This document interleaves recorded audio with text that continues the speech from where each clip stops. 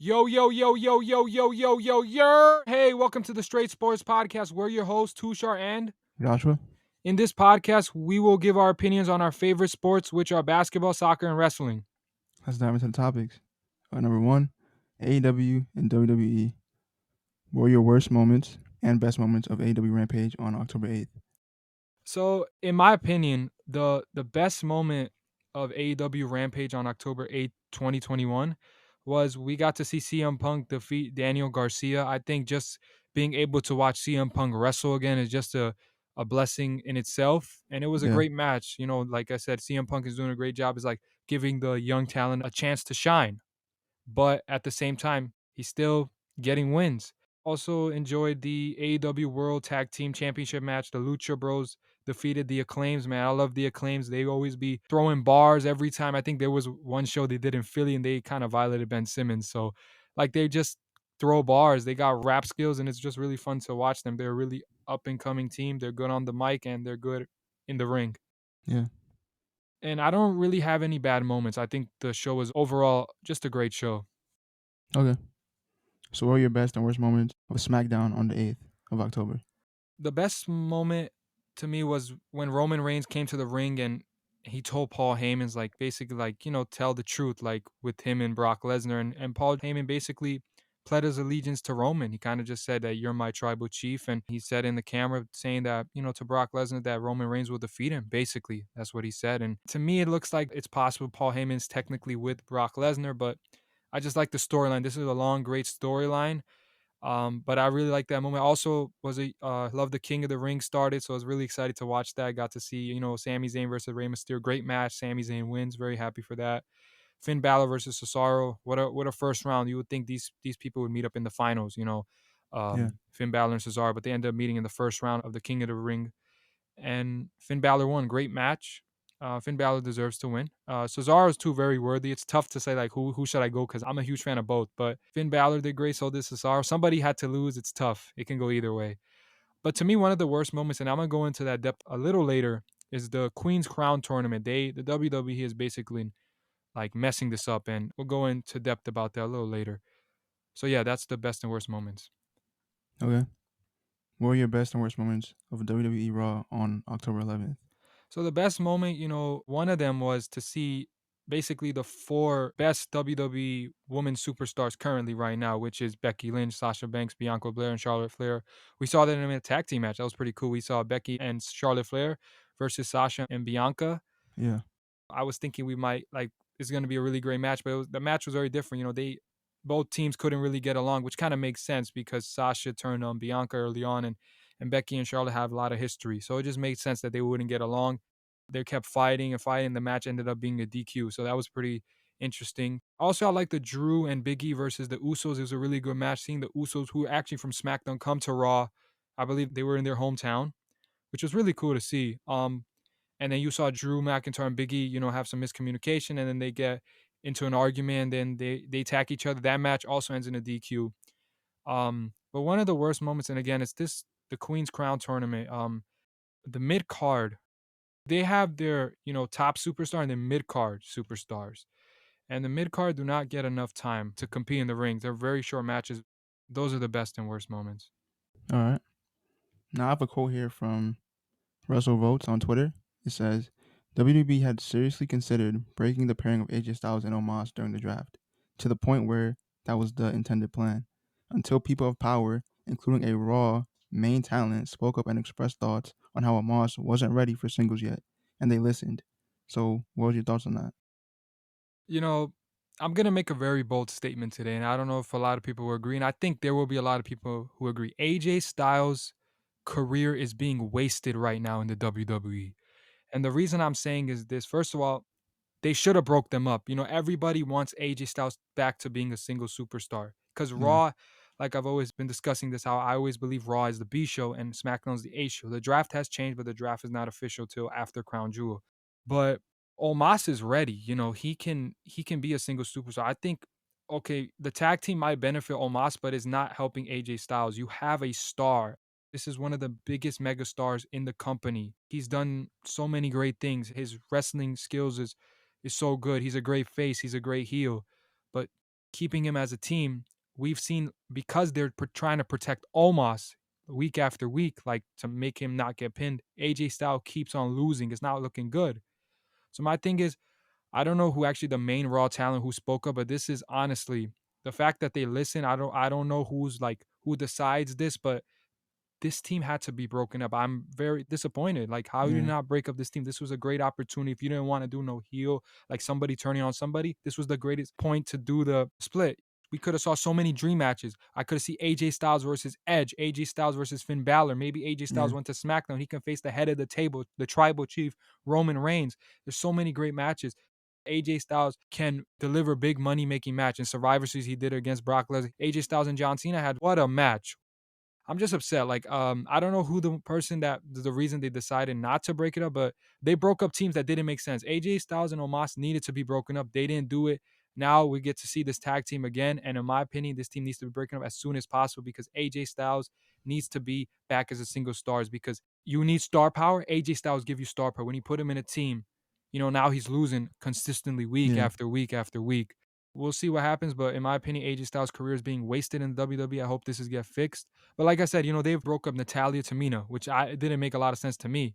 They broke up Tegan Knox and Shotzi. Didn't make a lot of sense to me. Mason T-Bar. They broken up teams that doesn't really make that much sense. This team yeah, made sense to break up. They didn't do it. AJ Styles, honestly, he's better in AEW. But I hope WWE fix this. They have so much talent. Just got to utilize it better. They're both phenomenal superstars. It's just better for both of them to go their separate ways. yeah. It kind of seems like from what you said that they're kind of being held back by being paired together. But Yeah. why do you think maybe like a higher up, like a top talent, as it says, wanted them to stay together? Do you think it was probably like jealousy? Maybe he thinks that he can become like like the next like top wrestler. Like what's your thoughts on that? Like, I'm not sure really who's like, I would like to know, I guess, if I could find out. I haven't been able to really see any reports of who the person was Yeah, that said like Omos is not ready. I mean, Omos is a giant, he's a monster. He's over 7 feet tall. He's a great wrestler in the ring. But to me, I just don't know why. Like, do they want to protect Omos even more? Meaning like they feel like he's not ready just to be a single stars. Maybe they want to polish up his mic skills. I think his promo skills are fine. But it's tough to say, like, why did they do I'm still thinking to myself why they're doing this. Like, yeah. you It seems everybody kind of wanted weird. this team to be breaking up, and on the opposite end, they broke up every other team, basically. The WWE Women's Tag Team Champion, which are Rhea Ripley and Nikki ASH, the whole tag team division, there's only one tag team in the whole women's division. They broke up the rest. How are you going to have anybody compete against them when there's no tag teams? Like, it doesn't even make sense. I don't know what's going on in the back. I don't know who the main talents, but in my opinion, sometimes you just got to listen to your fans. The fans will give you an indication. Right now, WWE is not listening to a lot of things the fans saying. This was one of them. Everybody wanted. I love the pairing. It was great. It ran its course. Yeah, But this needs to be moved on. But now they pairing it, I mean, it's possible they just want Omos. They feel like he can be a monster, and they feel like AJ Styles is a good veteran leader. Roman Reigns has Paul Heyman, for example, right? He's the mm, manager. Maybe Omos can have a manager. And then AJ Styles can go back to a single wrestler. It works out. I think you can give Omos a guy who's really good in the pro, maybe a manager role who can do all the talking and he just does the fighting. But this tag team needs to be breaking up as soon as possible. I really hope WWE does this because I will repeat this once again. This is a bold statement. AJ Styles' career is being wasted in the WWE, and I'm not here to disrespect Omos and AJ Styles. They're just better separate, yeah. in my opinion. Seems interesting. I really hope we get some updates on Yeah, for who the sure. who the person was. But moving on, according to Sean Ross Sapp of Fightful Select, some talent and staff alike are feeling significant frustration about the creative direction and decisions in the division. What are your thoughts on that? Yeah, so this is the part that I wanted to get into. I was saying earlier on that we was going to cover about the women's division, right? Yeah, So specifically, we're going to be talking about the women's division. There's been a lot of frustration amongst the staff and talent because of how the women's division is being booked. And I'll give you, my reasonings to it. So I'm very upset to it. For example, the Queen Crown tournament began on SmackDown October 8th. Zelina Vega defeats Tony Storm in 2 minutes and 10 seconds. Then we go to the men's King of the Ring tournament. Sami Zayn defeats Rey Mysterio in 7 minutes 58 seconds. See the difference of timing right there. Then we have Carmella defeats Liv Morgan in 1 minute and 40 seconds, compared to Finn Balor defeats Cesaro in 11 minutes and 25 seconds. Then you have Shayna Baszler. This was on Raw now, October 11th. Shayna Baszler defeats Dana Brooke in 1 minute 25 seconds. Xavier Woods defeats Ricochet in 10 minutes and 55 seconds. Yeah. Doudrop defeats Natalia in 3 minutes. And Jinder Mahal defeats Kofi Kingston in 8 minutes and 55 seconds. So we can see the difference here. The time that the women's are getting is very less than the men's, right? Yeah. And even that I was seeing somewhere in social media that basically the two matches combined, Selena Vega versus Toni Storm and Carmella versus Liv Morgan, was less than just Roman Reigns walking to the ring. Just his entrance. That's to What? me, Wow. that this is shocking. I don't Yeah. understand what they're doing. This is the first Queen's Crown tournament. It felt like, oh, here's your chance. Let's push a star. Let's give the people what they want. We finally get to see the women's in this one. The Queen's Crown tournament. This is the first ever. And the WWE is messing this up. The talent's doing, I think, a great job to me. But people in the back, what are they doing? Why are you giving us a 2-minute match? It doesn't make any logical sense. So that's where this frustration. I'm frustrated too as a fan. I don't understand how it's booking. It's like WWE has all this talent, but they always somehow do something that just doesn't make sense. You just think like, who's running this operation in the back? You know, like who's doing this? Yeah. When I'm seeing the women's tag team champ, I was saying how we were for a long time we've seen these repetitive matches, but you see the men's, for example, they're Yeah. being booked a lot better. I just don't understand. It looked like at a time the women's first ever Royal Rumble, they were in a trend, but it seems like they're going down again. And Yeah. like I said, the talent is great. Women's deserve more time. When Zelina Vega defeats Toni Storm, I was like a little shocked because they were building Toni Storm up. So I'm like, oh, okay, But Zelina Vega also a young superstar, so I'm okay with her winning. Then Carmella, this one shocked the whole world. This shocked me. Defeats Liv Morgan. Liv Morgan was being projected. Oh, she got her first pay-per-view singles match on a pay-per-view Extreme Rules. She defeats Carmella in like I think 10 minutes. And then she loses in a minute 40 seconds cleanly. There was also Yeah. It's reports kind of weird. that apparently, according to Fightful Select, Morgan was supposed to win the match, but the plans later changed, and the exact reasons have not been reported why they changed the plans. Again, who is running the operation back there? You're Yeah. telling me last minute you changed the match. It doesn't even make logical sense. Like, do you think Liv Morgan's not ready? Because everybody, like I said, you got to listen to your fans. I think Stephanie McMahon was kind of saying that, like, listen to your fans. She won an award, so I want to say congrats to her. Liv Morgan is a fan favorite. Her skills is really good in the ring. She's showing new things all the time. Her promo skills are really good. But then, oh, she's gonna lose in 1 minute 40 seconds. So that means no more Liv Morgan. Carmella, she's very deserving. But let's say I'm gonna say something about Carmella. I think she got her moment. She won the Money in the Bank. She won the SmackDown Women's Championship. She's had big matches. Also had WrestleMania moments as well.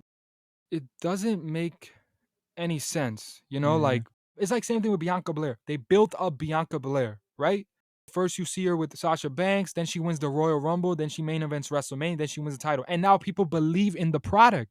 Mm. You could do the same thing with Liv Morgan. It's like momentum's going, stalls, going, stalls. Like it doesn't make any logical sense. Yeah. Their bookings don't make any sense. I love WWE and I feel like Liv Morgan should be a future championship very soon. Like she should win a championship. But Yeah.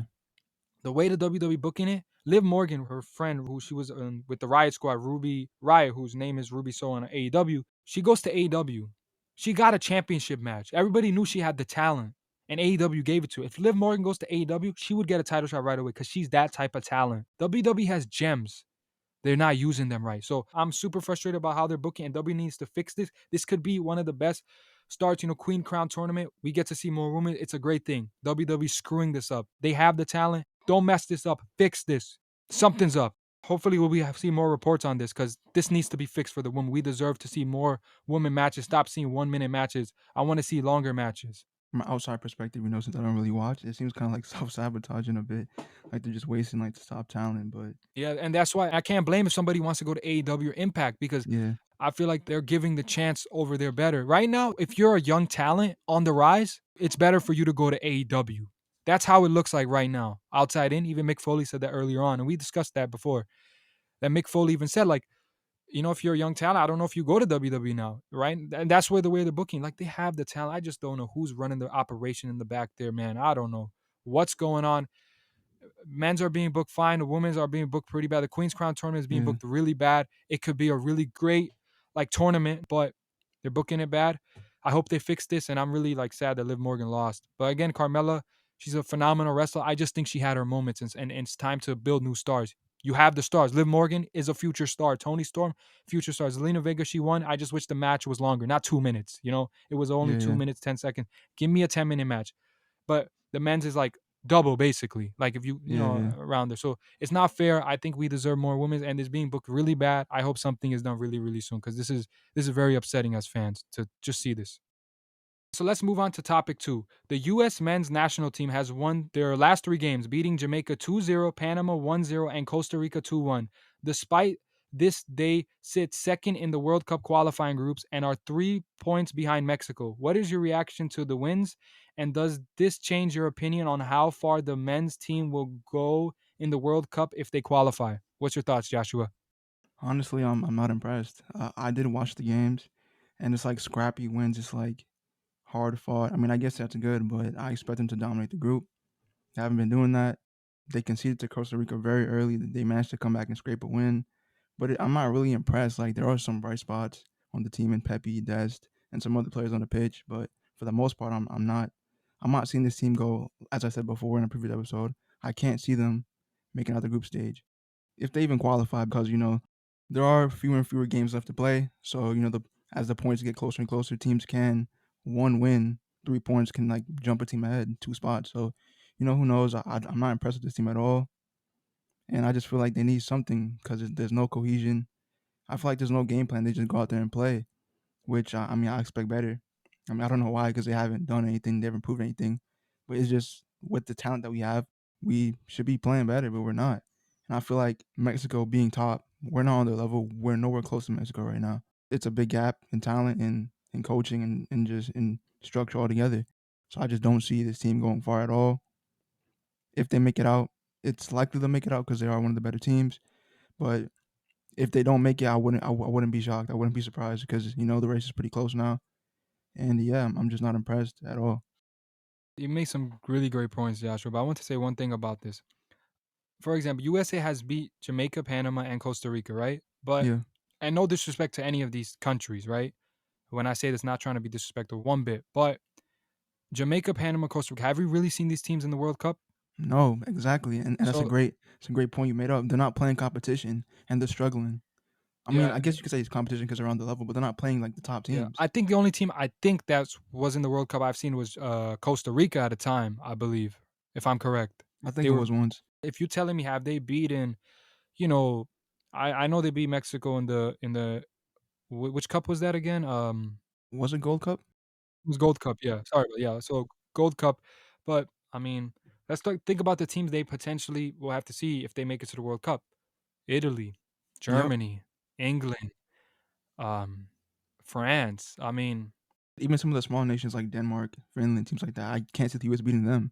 If yeah, you look at the list of names in this group, Honduras, El Salvador, Jamaica, Costa Rica, Panama, Canada, USA, Mexico.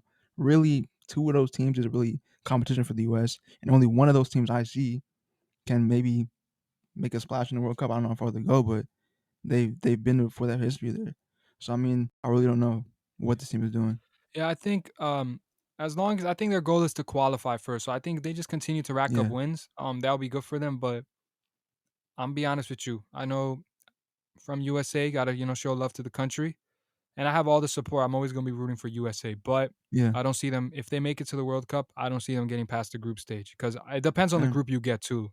that is true. It could be if it's a group that, but everybody those 30 teams. I mean, they're all going to be tough to beat. I mean, let's say if USA gets in a group and France, Portugal, Argentina's in the group, They're not winning the USA is not game. going to win a game. But let's say if USA is in a group where okay, maybe it's like maybe Costa Rica Yeah, or they wish. That would be so lucky. a group where you might think they have a little shot, like Finland or Denmark. Let's say they're in a group like that. I Like mean, Denmark is killer. yeah, Like is a good Denmark is team. tough to beat. They made it to Yeah, semifinals in the Euro Cups, and they barely lost to England. England just won by penalty kick. yeah, Actually, Henry Kane missed a penalty kick, but he made it after he got kind of the rebound, I guess you could yeah, say, in yeah. like basketball terminology.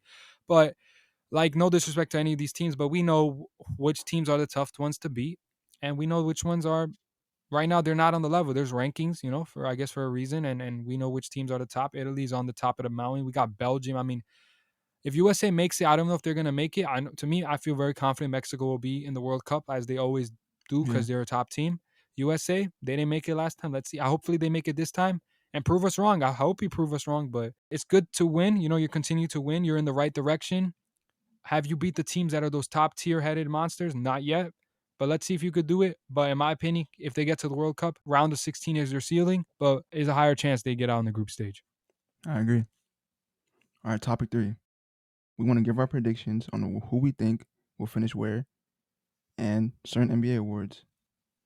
So for the first one, Rookie of the Year. I'm going with Cade Cunningham. Hope I Mm, said his name right. I think, he's a number one pick. He's been dominant. This draft class has been compared to, being one of the top, draft class since like 2003, with LeBron yeah. and Melo and Wade and Bosh. It's been compared to that level. And I expect, I think it's going to be a tough race. There's a lot of great competitors here, but I'm gonna give the edge to Cade Cunningham. I think he wins Rookie of the Year. Okay.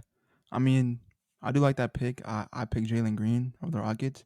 I think Cade Cunningham will be a great player, but I think it'll take him like probably like a year or two to like fully like start rolling. Because I seen the summer league games, he didn't look that impressive to me. But obviously, it is his first time playing against professionals. Jalen Green has played in the G League with the Ignite.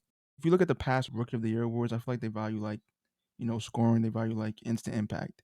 So I feel like Jalen Green can maybe average 19, maybe 20 points a night, and I feel like he'll get the award pretty easily.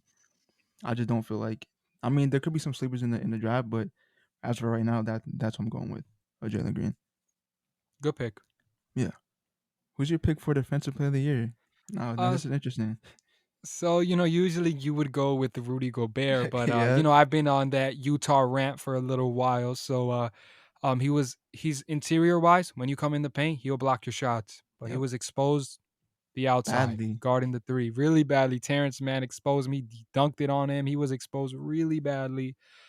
So, then I could go with Ben Simmons, a potential one, or Draymond, but I'm gonna go with a different one. I think this person deserves more appreciation when we talk about this. I'm gonna go with Bam Adebayo. I think Mm. he's a really good defender. He's proven to be one. There was even this. Well, I think before the first round of the playoffs started, before they played the Milwaukee Bucks, there was a statistical thing showing like how Bam Adebayo was one of the best. I think out of everybody on the Heat of guarding Giannis. So I think this is his time, and I think. Um, Getting out in the first round is going to have like this kind of revenge season coming as with the Heat team that they built, Lowry and Jimmy's there and Bam, and then you see Heroes balling out in this Yeah, he in played well. in preseason right now. He's looking sharp. He's aggressive, and he's coming back. It's just something different about Hero this season when I was just seeing in the preseason. It's a good glimpse of what we're getting. He's a young guy, he's just gonna get better, and we're seeing that. That's why I'm saying he's sharp in that sense. He's just getting better, and I'm Yeah. just excited to see that. But I say Bam Adebayo. As much as I don't want to say Rudy Gobert, I have to say him because you know how like the advanced stats are. He's off the charts in every defensive metric, in True, the pin but to play hey, wise. Utah, you Yeah, can get a true. defensive player of the year, but get out in the first round. True. I feel like he's gonna get it again. I don't think he should have got it last year. I think he's overrated in a sense, but he only does play one side of the ball, He and he's got the only good in the cash though. paint. But you know how that works. Yeah, he did get a big contract, which But was people are deserved saying based he off was his he was impact. overpaid. But yeah, I mean, that's debatable, but I feel like he'll get it again. Advanced stats, like people that look at that, they love him.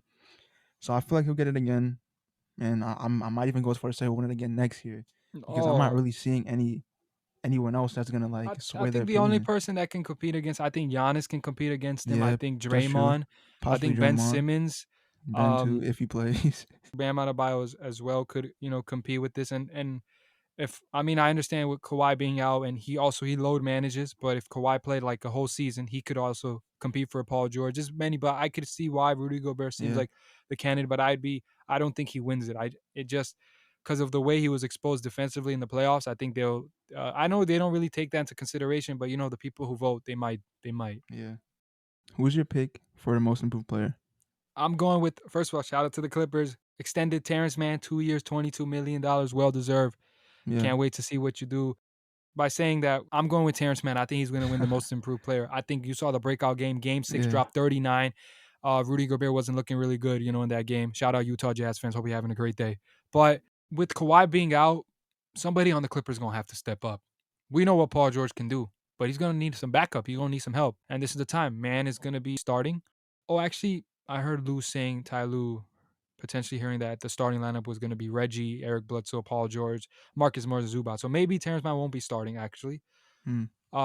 So I guess I'm wrong on that point. But if he is, he's going to get a lot more time. He's probably going to play 25, 30 minutes. And who knows, he might get into the starting lineup if he continues. So I think he's on a mission. He's going to only get better. I say he wins that award because they're going to need that scoring with Kawhi being out. And also, he's getting better. Yeah.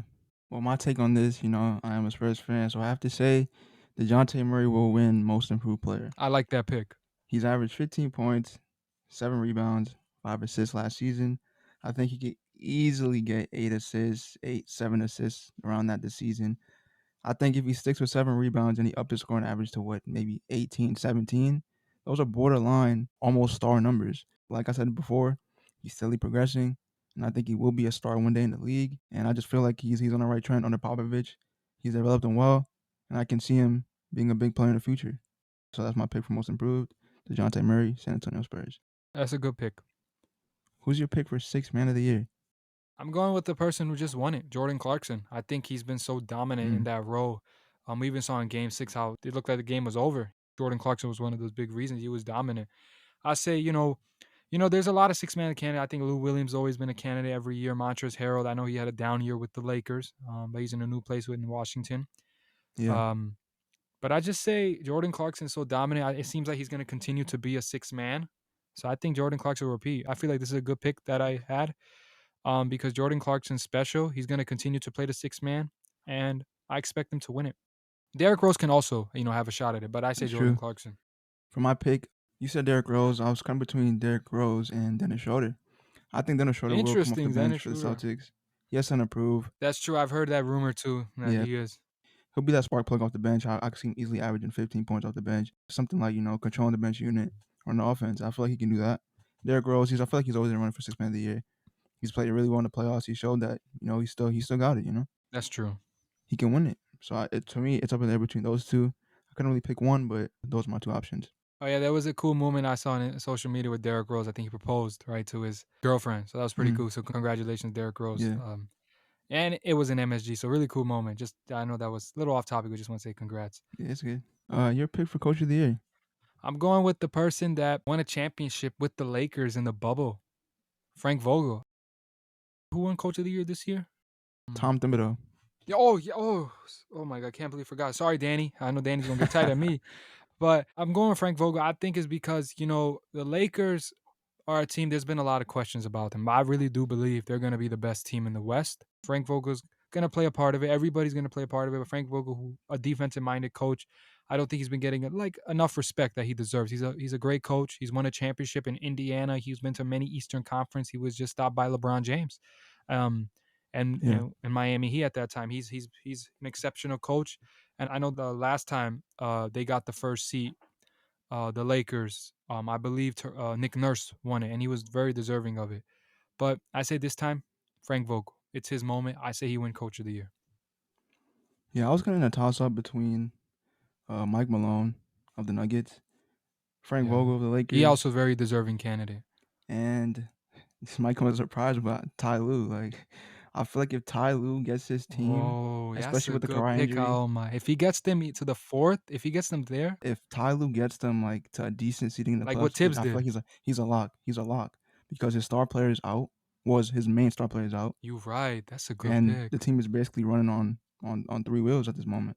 So if I feel like Ty Lue gets this team to at least, I'm gonna say fourth, at least he's winning Coach of the Year lock. For Mike Malone, I feel like the Nuggets aren't really like that talked about. So I feel like for him to get Coach of the Year, he'd have to be first seed. For Vogel, I feel like he's on the Lakers. He's coaching LeBron. So I feel like if he does decent, he'll win Coach of the Year as well.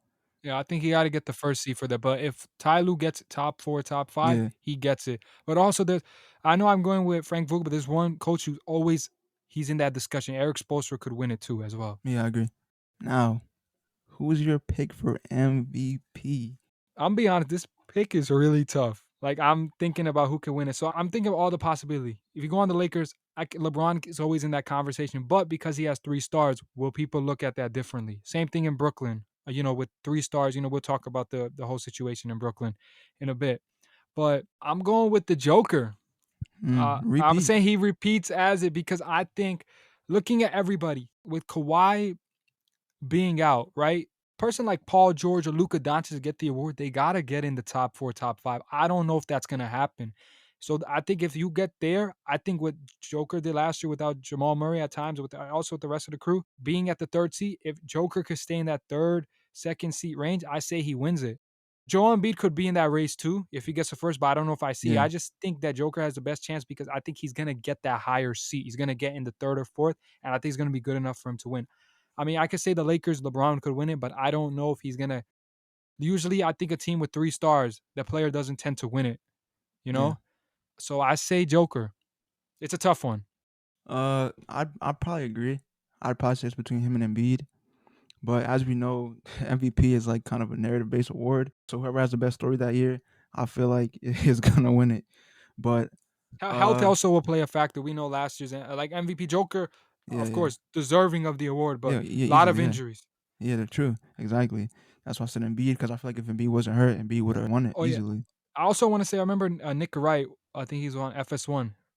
He's on the I think the first show. If I'm Yeah. correct.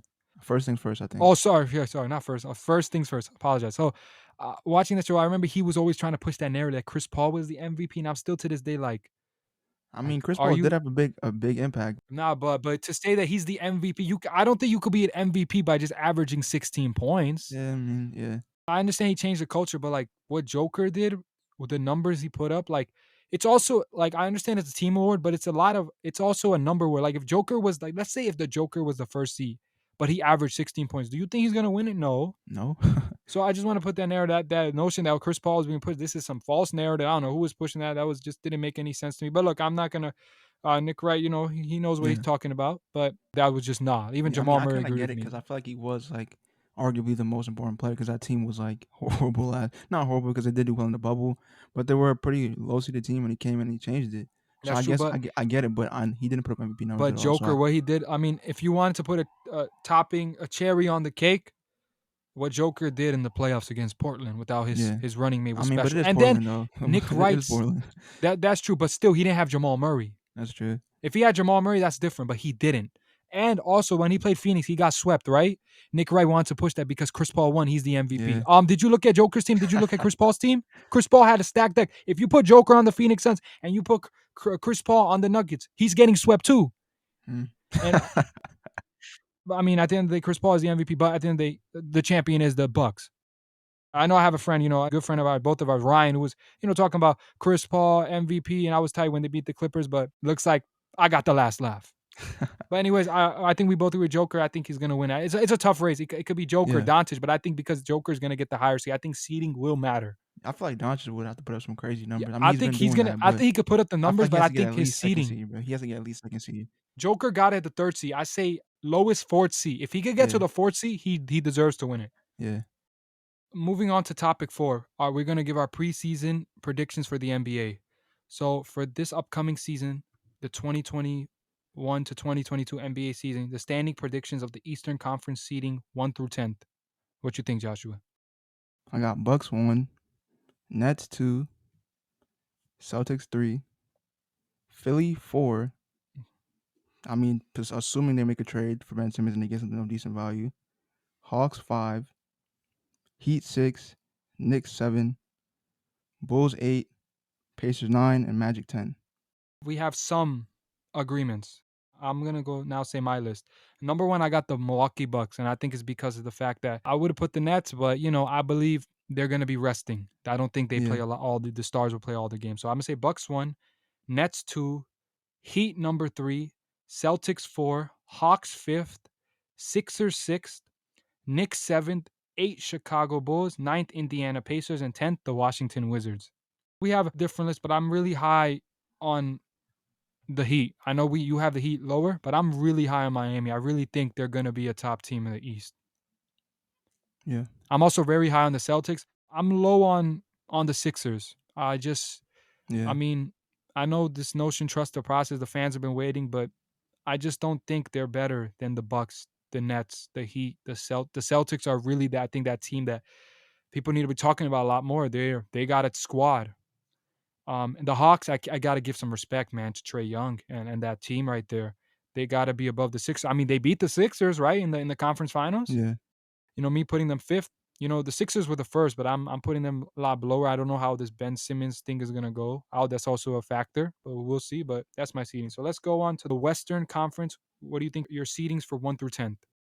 Before you give it, when we do this, right, we're gonna also knowing that Jamal Murray is expected to return late. There's no Yeah. timetable, but I'm hearing he could return potentially from November. He could also return like in that range from like November to like let's say March, April. Like I'm hearing something like that. But I think he's gonna come most latest like around January. So there's one Jamal Murray can miss. He's gonna miss some time. Klay Thompson's expected to come back during Christmas. Kawhi, I'm not sure he's returning back this season. So let's just take that into consideration. Yeah. So I got Jazz 1 again. What? I do. I have Jazz 1 again. Well, A regular season team. I have the Jazz. okay. That's a good distinction, me way. We don't want to Yeah. talk about the Had Jazz to. any Had to. playoffs because they're not on that level. Yeah. 2, I But have the Lakers. okay, 3, I have the Suns. okay, 4, Nuggets.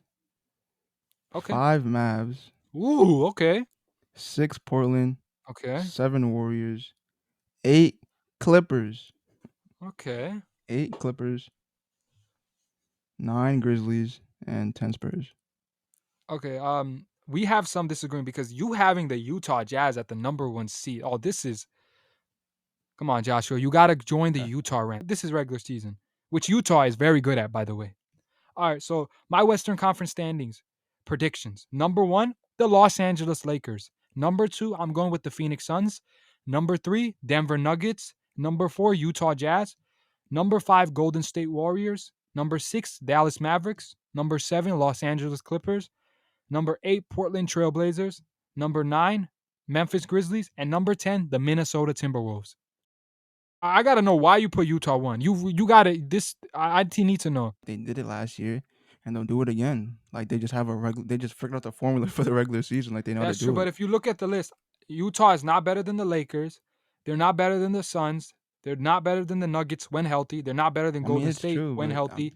Dallas, that's debatable. Clippers healthy, they got no shot. Portland, I mean, I don't know, maybe, maybe not. But you're right. They regular season wise, I'm not mad with that list. But to me, for me, my explanation putting them fourth, I believe they will be in that mid tier. I would have yeah, put Golden State number 2, but Thompson being out till Christmas, I think is going to have a factor in their seedings. The Clippers seventh, I mean, big reason why because of Kawhi missing time. If he's not missing time, I put them on the top as well. So standings did change, and the Nuggets as well are another team that I feel like could be on the top. I put them 3, but Jamal missing time. So like that's how I based it on. But interesting takes. So moving on, Joshua, what is your play-in brackets predictions? plan. Yeah, so give me the East and West, both of them for Yeah, play-ins. 9th and 10, I have Pacers Magic. 7, 8, I have Knicks Bulls. I have the Knicks being the Bulls, and I have the Pacers being the Magic. So that'll move the Knicks to 7th, and the Magic and Pacers will go on to play the Bulls in 7 and 8. I feel like the Bulls will lose to the Pacers. What a take. And maybe I'm a bit salty, because of DeRozan, But I mean, but like I said, San Antonio, DeRozan being there wouldn't have changed anything. yeah, They were not going to win a championship. I'm sorry to San Antonio fan, and I know to you, Josh, this is going to be sound a little harsh. The Spurs is just no matter DeRozan there, it's over. They're not relevant anymore. When Kawhi was there, they was relevant. He left. They're not relevant. They're just going to be the team on the bottom of the West every year until they just get bro. better and better. I'm sorry, it's very harsh to say, but it's over for San Antonio. This domination, this 20-year dominance is over. They're just not good anymore. Shout out to San Antonio Spurs fans. Hope you're having a great day. uh, well, moving on to the West. 9th and 10th, Grizzlies Spurs. I do have the Spurs beating the Grizzlies. Okay. 7th and 8th, I do have. See, this is a bit tricky because they're both missing top players, but I will But give the Thompson would edge. be back by Christmas. That's the thing. Yeah, but will he be in top form? We'll see. But still will give this to the Warriors. So you're assuming Kawhi's missing the whole season? Yes, I'm assuming Kawhi's going Okay. the entire year, and he Okay. won't play a single game. So that means the Warriors do move on to 7th seed, and the Clippers have to play The 9th and Spurs. Okay, 10th. I want to hear this one. Clippers versus Spurs. I have I have the Clippers losing to the Spurs. No, I have the no way, Clippers losing to the no Spurs. They're way. losing. They're losing. Oh I have the my Clippers goodness, losing to the this is Spurs. utter blasphemous today. I have the Clippers losing to the That's what Spurs, Skip Bayless be saying. and the Spurs taking the 8th seed. Yeah. Oh my goodness, what a take. Oh my goodness. Obviously, I completely disagree. When you're talking about the Clippers, you got Paul George versus no stars on the San Antonio side. How are the Spurs even going to be able to win this matchup? They got actually, Gray Pop versus Tyler. That's a pretty good matchup. But Good defense and hard work. It's only one game, right? that's true. But oh no. Yeah, yeah. You had to think about that. Oh, okay. All right. Okay, so I'm gonna give my predictions now, and I'm gonna talk about why you're wrong. So, in my playing bracket, I'm doing the East first. So, the 7th Yeah. seed Knicks versus the 8th seed Bulls. I got the Knicks winning. Then the 9th seed Indiana Pacers versus the 10th seed Washington Wizards. I got Indiana winning. So, we got this matchup now of the Knicks get the 7th seed. Now we have Bulls face Indiana. For the 8th seed, I say Bulls win. I have the Bulls making the playoffs as the 8th seed. Um, Now moving on to the West, I have the 7th seed Clippers versus the Portland Trailblazers. I am assuming Kawhi's coming back because there's been a lot of great things saying that Kawhi is ahead of his time. I say Kawhi comes back during the end of the season. I'm making that Yeah. assumption. But now look, if Kawhi is not back, the Clippers are getting out the first round. That's their I agree. ceiling. But if he's there, they can make a deep run. So I'm making the assumption. I'll give both of my with Kawhi without. So Clippers versus Portland. Clippers win and they get the 7th seed. Memphis versus the Timberwolves. The Spurs are not on this list because the Spurs are not relevant. Okay. The Sure. Timberwolves win. I got Timberwolves winning. I like the squad. Then Portland versus Timberwolves for the final seat, the 8th seed. The Portland Trailblazers win. So that's what I got. So with or without Kawhi, the Clippers will make the playoffs. Interesting. Yeah. The Spurs will not make the playoffs. Bro. I repeat, the San Antonio Spurs, the 5-time champions, once they lost Kawhi, they've been a joke. Sorry, I love San Antonio. That's been one of my favorite teams, but I'm sorry, because I just can't believe that you had the Spurs beating the Clippers. You had the audacity to say that the Spurs could beat the Clippers. On what planet could the Spurs beat the Clippers? I'm just kidding. I'm not trying to be I harsh, get but it. I like your picks, man. But we just having fun. But the Spurs are trash. Okay, let's move on to the playoff bracket predictions. So let's start with the first round. Bucks, Pacers. I feel like the Pacers will get swept. Okay, Maybe they'll get a game. I can't even lie. That's like Maybe a they'll good get a pick. game. Steal a game. Maybe Giannis might take a rest game. Who knows? But I feel like this is a sweep. Next, I have 4-5 Hawks, Philly. Interesting matchup. I feel like the Hawks will win this game. I'm assuming. Huh? How many games? I'm assuming Ben Simmons is gone. I'm assuming that they get a decent player, but it's too tough to tell because I don't know what like they can do with Ben Simmons. But assuming they do trade him and they do get someone decent, I have Hawks in 6. I feel like the Hawks figured this team out and they know how they play, and I feel like the Hawks have it down. They've improved under Nate McMillan, and I feel like they're a dangerous team. Who can also be Coach of the Year candidate as well. Agreed. So next for 3-6, I have Celtics Heat. I'm not a big fan of the Heat. I think they're pretenders. If they even are considered contenders this year. Yo, Tony, you listening to this? I think the Heat are pretenders. The Heat are frauds. This team, yeah, like the Spurs, the 8th seed frauds right this there. This team looks good on paper, but I feel like once they meet competition, they're folding. So I have them. This series will go to 7.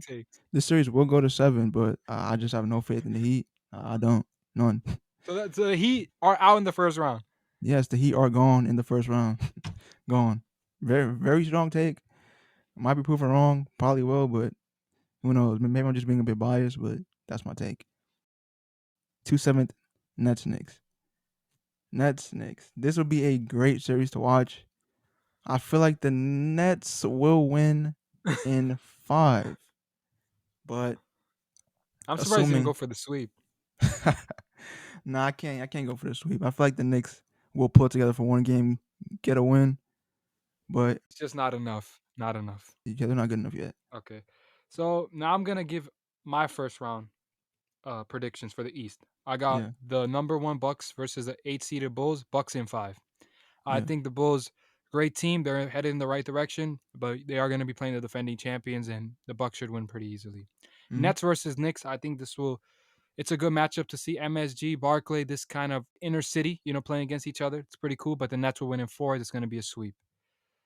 The Heat versus the Sixers. So I got the third seeded Heat versus the 6 seeded Sixers. The Heat in 6. This is a team to me. They're not pretenders. They're contenders. They're a top team in the East, and they can really do some damage. And I expect them to beat the Sixers.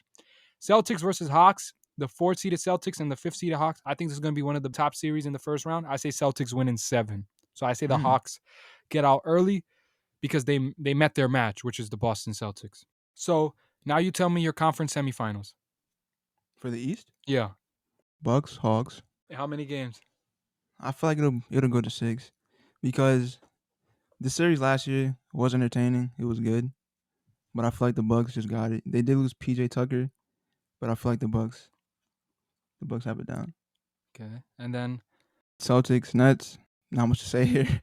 Nets. I feel like I'm trying not to say sweep. I'll say, but since I give the Knicks one game, I'll give the Celtics one game. I'll say Nets in 5. okay. So now I'll give you my conference semifinal. So I got the Bucks, the number 1 seed, versus the Celtics, the number 4 seed. I say Bucks in 6. I think it's gonna be a great series, but the Bucks are just the defending champions. They'll just be too Yeah, much for the Celtics. Other side, I got the Nets versus the Heat. The Nets, who are the 2nd seed, versus the Miami Heat, who are the 3rd seed. I think the Miami Heat, this is where they met their match. If they have to say play Brooklyn any earlier than the conference finals, they will be eliminated. I say Nets in 6, but the Heat will give them a run for their money. So now conference finals for the East. Who you got? Bucks, Nets. This is the matchup I want to see again. I feel like we were kind of robbed of it due to injury, but I feel like if everyone's healthy, the Nets are going to the NBA Finals in 7 games. I'll give it 7. I'll give it 7 because I feel like it'll be a hard fought series. Giannis, we know will put up big numbers, but I feel like it'll be a great series, close to watch. But I feel like the Nets just have the edge on this one. My conference finals, I have Bucks versus Nets as well. So we Yeah, both agree on that. The conference finals, but I'm gonna give the Nets in 6. I think the Bucks. I know last year a lot of I thought they would have got swept last year if had the Nets been healthy. But yep, no taking away from what Giannis did. He was special. But it's just my opinion with the injuries. But this year, I think the Bucks got better. Now that chip is off their shoulder of them winning a championship. It's been on them for so many years, and they got it off. yeah, So I say the Nets win in 6. I just think, as we say, KD's the best player in the world. He'll be too much with all the talent that KD got around him. It's going to be a good series, but the Bucks met their match, and that's the Brooklyn Nets. Nets in 6. They're going to the NBA Finals. Tell me your first round predictions for the Western Conference. I have Jazz versus Spurs. I know I was biased, but I'm not gonna be biased here. Jazz are beating the Spurs. I say 6, and that's Okay. being generous. 4-5. Nuggets versus Mavs. This would be a great series to watch, but I feel like Nuggets will have the edge Assuming considering. Jamal Murray's Yeah, there, yeah. assuming Jamal Murray's I back, think he'll be back. He's supposed to be back before the playoffs. and even if he's at 50%, I feel like he'll contribute enough to get them over the Mavs. Yeah, I think it might depend on KP. If KP could be big time, like we saw Yeah, like first that KP is in the bubble. 3-6. Suns versus Portland. You already know I feel like Portland sweep. Portland going home. Portland going home. Suns sweeping them. Suns sweeping Portland. Portland going home. And then it's Dame time in New York City. Yeah. Knicks Uh, tape. No, I'm not a Knicks fan though. Next, Lakers Warriors. Huge I fan of have the Lakers Knicks. winning this pretty comfortably.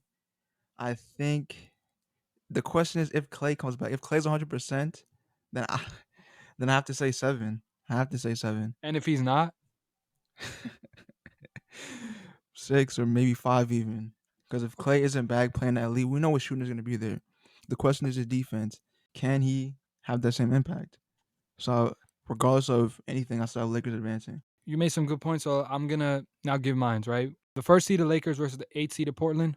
This is a sweep. Lakers in 4. Portland got no shot. Simple as that. Sorry, Portland fans, no shot. Lakers are too dominant. Next one, Suns versus Clippers. So this depends. In my opinion, if Kawhi's back, which I expect him to be back, I got Clippers in 6. I don't think the Suns have a shot. And Chris Paul out in the first round with Devin Booker. The Phoenix Suns, they'd be out. But if Kawhi's not there, I say this series goes the distance and Suns win in 7. I don't want to be biased here. I could say the Yeah. Clippers, but I I give it mean, to the Suns. I get it. But I'm assuming Kawhi's coming back, so Clippers in 6. Nuggets versus Dallas, great series. Jamal Murray, Joker, too much for Doncic. Nuggets in 6. The 4th seeded Jazz versus the 5th seeded Warriors. I told you how much I don't believe in Utah. Klay Thompson will be back. Utah Jazz will be out in the first round. Warriors in 6. So you tell me your second round predictions. Lakers versus Suns and Jazz versus Nuggets. Okay, so who wins, Lakers or who you got? Lakers being the Suns, I'd say 6, assuming health, because you know I went last year. That's too nice. Come on, we know that's a broom tape. I'll say 6. Just giving respect to the Suns because they were in the finals last year. That's true. Other side, Jazz Nuggets. I have the Nuggets winning this pretty comfortably. I wouldn't go as far to say the Jazz are frauds, but they're just not that good. How many as games? They seem 5. Okay. So I'll go with my prediction now. So basically, I have Lakers versus Warriors. So the first seeded Lakers versus the 5th seeded Golden State Warriors. I think this is going to be a dream matchup. Lakers in 7 is going the distance. If Klay's healthy, it's going the distance. It's going to be a dream matchup, but Lakers will be too much. If Klay's not healthy, Lakers still win. They win in 5 games. But I assume Klay's going to be come back, so I'm going Lakers in 7. This is going to be a great series. Then I got the 7th seeded Clippers versus the 3rd seed Denver Nuggets. So if Kawhi's there, this series will be the series. Kawhi, Paul George, Jamal Murray, Joker, everybody healthy. Clippers in 7. We will not see the same repeated history of a 3-1 choke. We will see the Clippers advance, win in 7 because Kawhi Leonard and Paul George dynamic duo is better than Jamal Murray and Joker. No disrespect to them. But Kawhi, I'm talking about dynamic duo. We're not talking about individual players. Dynamic duo. Ty Lue I'm not too sure about that. Ty Lue gives us an advantage. The bench is deep. I'm saying 7 because I think this would be one of the best series. I think it's a very tight series. Anybody can win. It's close. That's assuming Kawhi's serious. Denver can. Okay, if Kawhi's there, this is a very tight series with Kawhi Leonard healthy, right? True. Okay, but let's say Kawhi's out, right? I'm giving you both possibilities, right? Kawhi's out, I would have the Suns here, right? Suns in Denver. Denver will win in 4 games. It's not even a series. Sweet. Last year he didn't have Jamal Murray. The Suns are good, but I just think Denver's a lot better. Michael Porter Jr. is coming back better. Aaron Gordon's going to come back better. Joker's special. Jamal Murray, if you see anything of that brilliance in the bubble, good luck, Phoenix. It's going to be a quick series. But if it's Clippers-Denver, Kawhi's healthy, I got Clippers in 7. It's going to be a dream matchup. If it's Phoenix and Denver, I mean, we can just eat the popcorn, and enjoy a sweep and pull out the broom. So conference finals, who you got? Nuggets, Lakers. This is going to 7 for me. Who got it? Lakers. Okay. I feel like it'll be a tough series. It'll be a great watch, but the Lakers just have that edge if everyone stays healthy. Agree. So I have 2 cases, right? So if Kawhi's healthy, I got the Lakers and Clippers in the conference finals. The dream matchup we've been waiting for basically 3 years if it happens. But I don't want to be biased. I think Clippers are 1 player away from challenging the Lakers. I say the Lakers win in 7 games. I think it goes the distance, but the Lakers will be a little too much for them. Assuming Kawhi and Paul George, everybody's healthy because they got Ty Lue, they got a deep bench. Everybody on that team is going to get better. Yeah. But if they somehow get John Wall, Kawhi, PG, John Wall, the Clippers will beat the Lakers. If they get John Wall, but they don't have him. But very bold. I get it. But since then he's not there because he averaged 20. Is not even saying. I'm saying based on stats. I'm a stats guy. I'm saying based on stats. He was averaging 20. He was having like 7 assists, 5 rebounds. I know he's coming off injury, but he already proved in Houston he can ball still at a very high level. If he's there, the Clippers win in 7. I don't know if that's going to happen, so I'm going to say the Lakers win. The Lakers will win in 7. I'm not going to be biased, but if Denver's there, right? Because I told the 2 possibilities, right? If Denver's there, because if Clippers are not healthy, Denver will be in the conference finals, and the Lakers will win in 7. Goes the distance. So the finals, tell me, who wins it all and who's the finals MVP? This is tough. I have Nets versus Lakers. This is going to 7 games for me. Who's winning? This is going to be arguably one of the best series of the last couple of years. two top elite teams, two super teams, one could say, and it will be a clash of the Titans. But with that being said, Who wins? Who wins? I have to give the title Okay. to the Brooklyn Nets. Oh, come on. What about GOAT, James? I have to give it to Brooklyn Okay. because this Lakers team is really good, and I assume that everyone will be healthy on both sides. And it'll be a tough matchup How for many both games? It go teams. 7? Yeah, seven, seven, Okay. 100% seven. So basically, it really could go either way. Like I really just guessed the Nets. It really could go either way because I do feel like this is the lock finals matchup if everyone stays healthy. That is true. But I'm leaning toward the Nets. KD, James Harden, Kyrie is still up for question. We'll talk about that in a later topic. And But who's the finals MVP? I gotta give it to KD Okay. or James Harden, depending, because if James Harden averages a double double for the finals in points and assists, Okay. I feel like he has to get it. You got the Nets winning, right? Yeah, All right.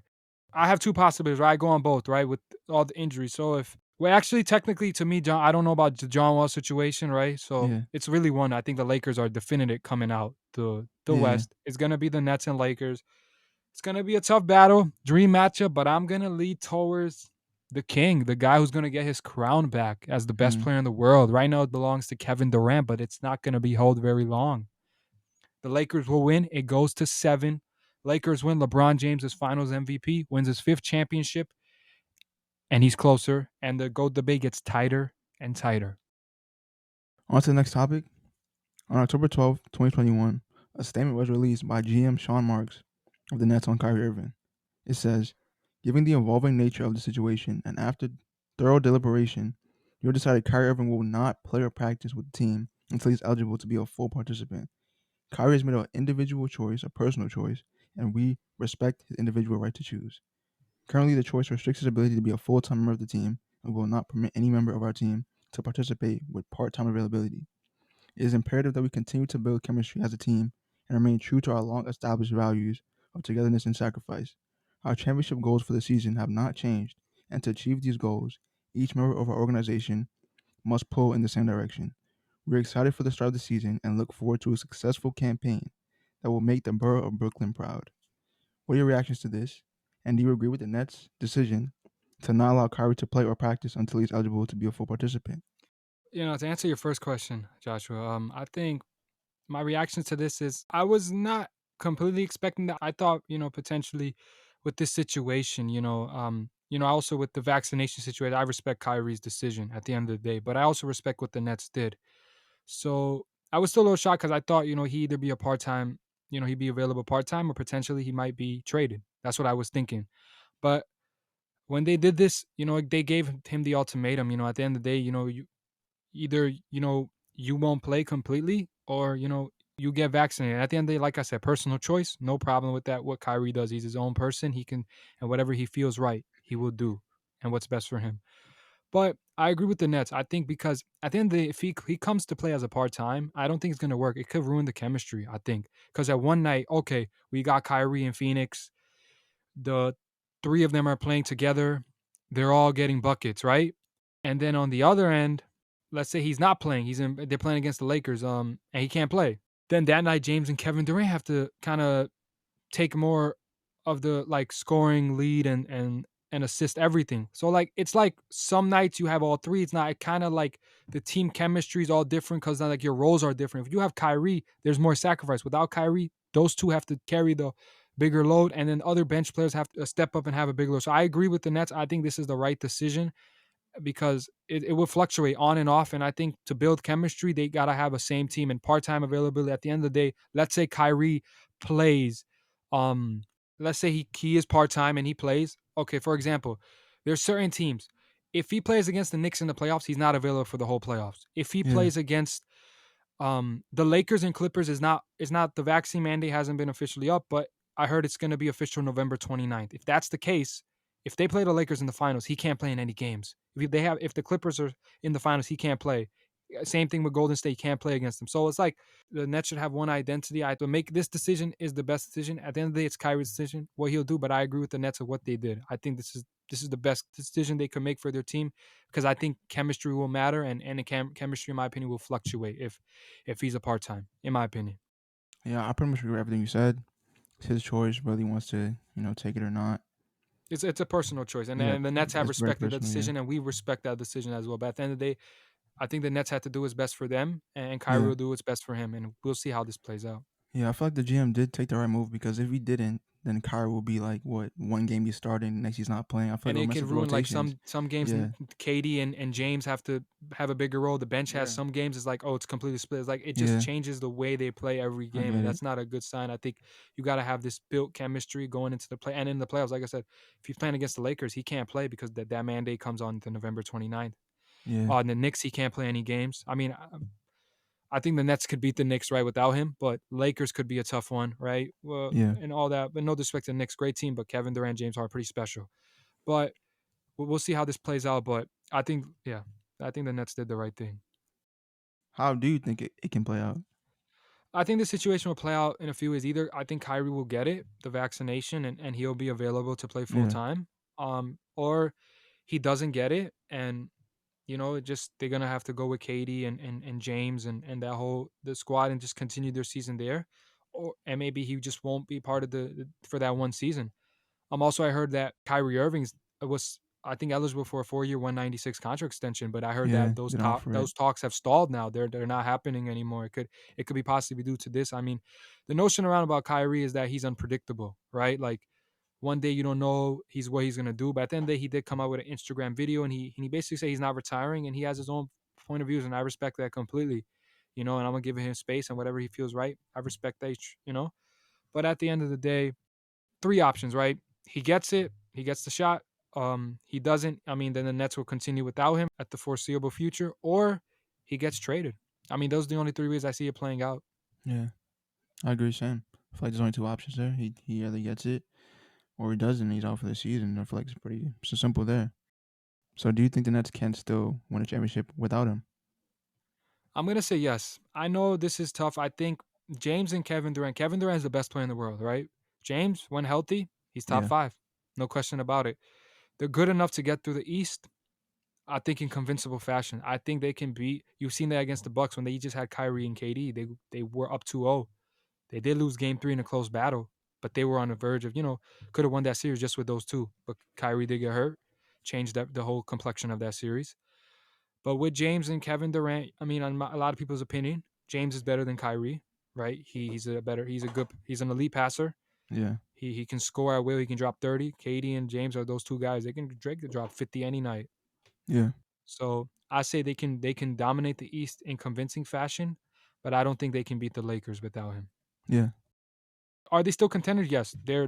they I still agree. have a real shot at winning the championship. Do I Yeah, think they win it without Kyrie?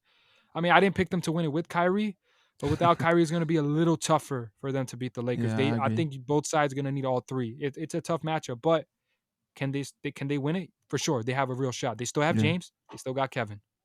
yeah. I feel like they can still go to the finals relatively easily without him. But I feel like against the Lakers in the finals matchup, it will be extremely tough for them, and I don't know if they can pull it off. So on to the final topic. So this whole Ben Simmons saga has been definitely crazy. Nothing what I saw, now it's something I've not expected. So it seems like Ben Simmons was not willing to return to Philly, but according to Adrian Wojnarowski, October 11, 2021, he posted this about 10:48 a.m. Sixers officials and Clutch CEO Rich Paul have progressed in talks over recent days on a resolution to bring All-Star Ben Simmons back to Philadelphia in the near future, sources tell ESPN. Discussions are ongoing. Then October 11, 2021 at 9:36 p.m. So this is the same day. Later on that night, Mm. Adrian Wojnarowski tweets, Sixers All-Star Ben Simmons has arrived in Philadelphia and took a COVID test as required by NBA protocol. Sources tell ESPN. So what are your reactions to this? I was surprised. I thought him and Rich Paul they knew that he was gonna lose money, but I guess this was like the biggest factor. He decided to show up, which I feel like is what he had to do, which he should have been done. He had no leverage. I don't know what Rich Paul was thinking, He still has many years on his contract. He's not on an expiring deal, and he's not on the caliber of star to force his way out, like how Rich Paul had Anthony Davis do. So I feel like it was just a confusing situation from the jump, and I feel like there's a big rift in Philly. I feel like there's tension between Doc Rivers, Ben Simmons and Embiid, Ben Simmons the rest of the team, and all of Philly. If I'm being honest, Yeah, that's gonna be interesting. yeah, and this came as a big shock to me. I'm surprised he even showed up. I thought he was prepared for the financial impact.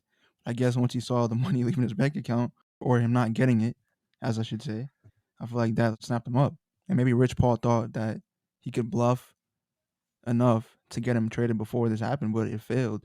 And it just shows that if you have no leverage, you can't attempt this kind of stuff. Like you can't do it. There was no way that he could force his way out in the way that he did. He went about it all wrong, and now you see the consequences of the action. He's right back where he didn't want to be, and it's his fault. In my opinion, I was completely shocked. First of all, I agree with exact everything you said, but Mm. I'm shocked. I was not expecting. I mean, it seemed like Ben Simmons was pretty adamant about not coming back, Yep. and he was willing to take that financial burden. But I heard these rumors, not exactly sure where the sources were. I think Bleacher Report, I think ESPN, all these different sources. Saying basically Ben Simmons, he when he lost that preseason money, they contacted I think the NPBA, I believe, Yeah. and they try to get the money back, and they say we can't get the money back. So he was trying to get the money. Basically, he's trying to get the money back. He basically wants to get paid for not showing up to work. Don't work like that. Um, and maybe they didn't think, that Philly was serious about it. And then I'm gonna be honest with you, I think he only came back because of the money. It seems like he was willing to, but once that, like you were saying, that money was coming out of his bank account, maybe he realized but also he was like, his houses were on sale in Philly, so it's just showing the direction. It was like, oh, he's leaving, Yeah. like he's not coming back. But I say, I don't think he wants to come back to to actually be a part of Philly. I think he come back only for the money, and that's why he's back. And we'll see how this plays out. How do you think the Ben Simmons situation will play out? I feel like he'll get traded. I heard that they were trying to amend it, maybe keep him around, but I feel like it's over. There's no way they can't save this. It's over. I feel like he'll leave. I don't know where he'll go, but I feel like he's out of there. Yeah, I'm gonna agree. So I think this is what's gonna happen. Now that he came back, I think Philly's, very adamant on what they traded. They're asking for King ransom. I mean, I saw one trade they asked for CJ McCollum, 3 pick swaps, 3 first round picks for Ben Simmons. That's too much. Yeah. I mean, if you're gonna say CJ McCollum's and Robert Covington for Ben Simmons, that's a deal. But you're asking, that's too much.